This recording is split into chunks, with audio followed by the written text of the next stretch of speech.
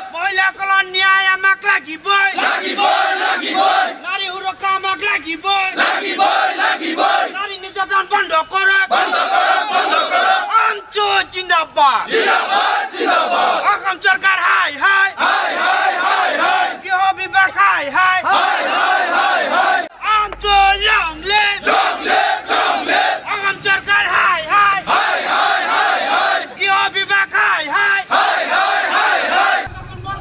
বন্ধ করো বন্ধ করো নারী নির্যাতন বন্ধ করো বন্ধ করো মান কি কব লাগিব হয় জাস্টিস জাস্টিস নো জাস্টিস নো রেস্ট নো রেস্ট লাগিবই লাগিবই আমসু লখিমপুর জিলা সমিতিয়ে আমার কেন্দ্রীয় সমিতির নির্দেশত আজি লখিমপুর জিলা সমিতির উদ্যোগত আজি এই আপনার সমদল কার্যসূচী আমি ওলাইছো কারণ যে বর্তমান অসমত যি এটা ট্রেন্ড চলিছে যে ধৰ্ষণৰ নামত প্ৰায় প্ৰতিখন জিলাতে অসমৰ প্ৰতিখন জিলাতে ধৰ্ষণৰ নামত কামনাৰ বলি হ'বলগীয়া হৈছে আমাৰ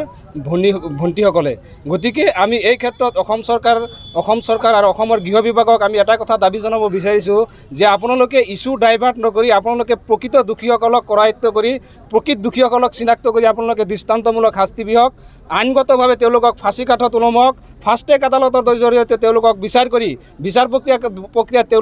তেওঁলোকক ৰাজহুৱাভাৱে ফাঁচি আমি লখিমপুৰ জিলা সংখ্যালঘু ছাত্ৰ ইউনিয়নৰ তৰফৰ পৰা আমি দাবী জনাইছোঁ অন্যথা আমি সদৌ অসম সংখ্যালঘু ছাত্ৰ ইউনিয়ন লখিমপুৰ জিলা সমিতিয়ে ৰাইজৰ সহযোগত আমি এই যে ঘটনাবিলাক হৈ আছে এই ঘটনাবিলাকৰ ওপৰত আমি সদায় মাত মাতি আহিছোঁ আৰু অনাগত দিনত মাত মাতি যাম আৰু অসম চৰকাৰ যে ব্যৰ্থ অসম চৰকাৰৰ গৃহ বিভাগ যে ব্যৰ্থ আজিৰ পৰিস্থিতিয়ে আজি ধিংকাণ্ডই হওক বা অসমৰ বিভিন্ন জিলাৰ আপোনাৰ ঢেকীয়াজুলিত কেইদিনমান আগত এটা ঘটনা হৈ গৈছে আমাৰ লখিমপুৰতো এনেকুৱা ধৰণৰ অনৈতিক কাৰ্য সংঘটিত হ'বলগীয়া হৈছে এই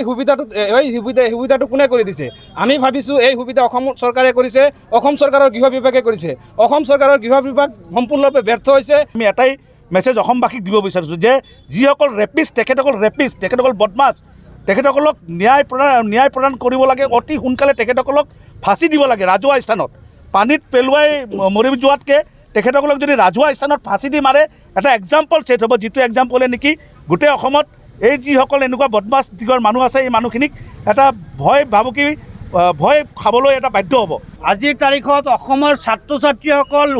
সুৰক্ষিত নহয় কণ শিশুসকল সুৰক্ষিত নহয় গতিকে অসম চৰকাৰে ব্যৰ্থতা স্বীকাৰ কৰিব লাগে আৰু আমি দাবী জনাইছোঁ যে টিউশ্যন কৰিবলৈ গৈ এই নৰপিশাচৰ মানে কামনাৰ বলি হোৱা আমাৰ সেই ভণ্টিজনীৰ এই অপকৰ্মৰ লগত যিসকল